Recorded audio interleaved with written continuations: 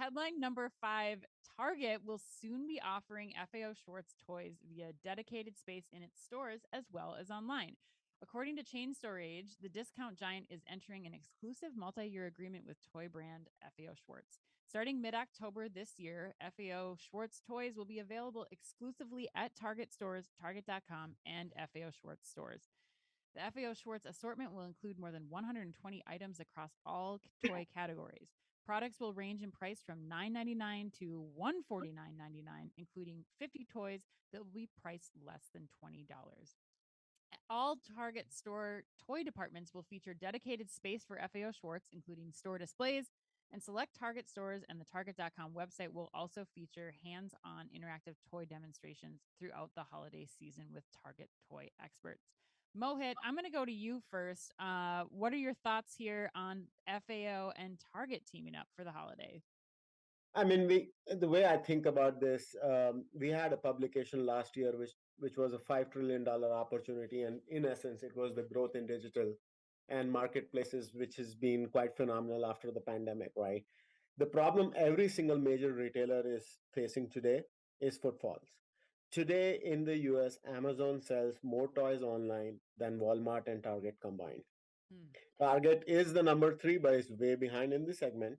So this is again clearly their attempt to see how do we kind of use the space and the box we have with more shop and shop concepts to drive traffic, right? Mm-hmm. I think they were in the news earlier where they're gonna pilot mini Apple stores in 17 or 20 stores.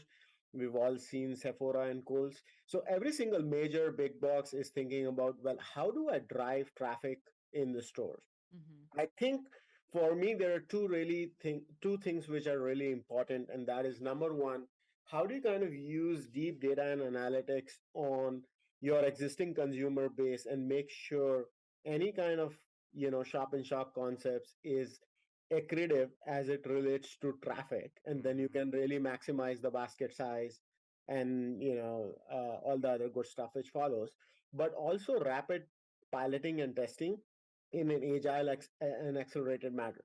So, it seems they're doing the same thing with Apple. In this case, I'm not sure, if this is a full Yeah. blown rollout or if it's a pilot. But again, a step in the right direction. Everyone's vying for traffic. Traffic patterns continue to be depressed, irrespective of what kind of macroeconomic environment and headwinds we are facing. 5 years out, 10 years out, we will continue to see depressed traffic environment.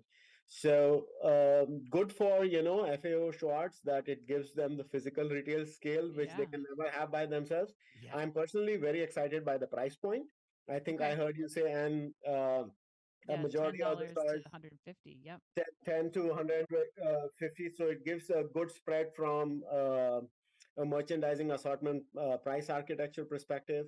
But if it can really play to the value segment around the $10 and $20 mark, Mm-hmm. it could be a really good bump for Target and make them a serious contender in this space while having broader halo effect as it relates to traffic and Yeah. growth in the store.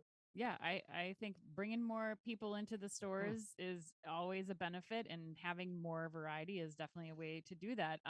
Chris is like stewing over here, Dave. Yeah. So I'm going to go to you before we let Yeah. him I just got a like lot of thoughts on light this this one. up because he's like I can feel the Yeah. energy coming off Yeah. of him.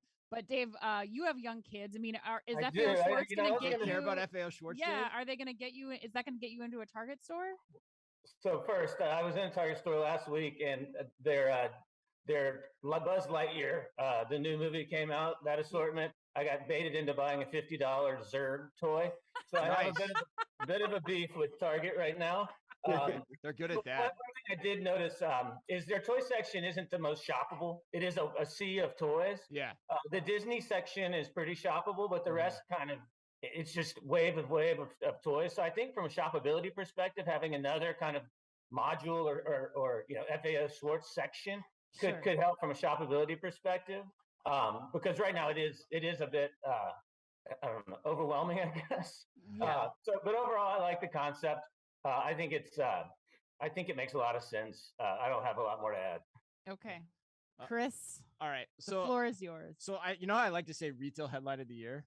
This to me is the most overblown headline of the year. I could not believe this was like the lead on every email for the first 2 days it came out. Fair. Because first of all, like, and I have a lot of things to say about. First of all, brand wise, no one cares. Like, kids don't care. Kids don't know FAO Schwarz. They might know Toys R Us at this point, which we've talked about on the show. But they don't know this brand. Fair. Second, you're in a multi-year deal. Okay, that's what they said, which means these items will be locked into planograms, which will become the bane of every buyer at Target's existence as they underperform and cannot be replaced because of that deal. Debatable. Okay. No, and as a result of that, I would argue when you look at what is at play here and how many toys they actually have and the amount of toys here, it's not going to drive a stitch of comp.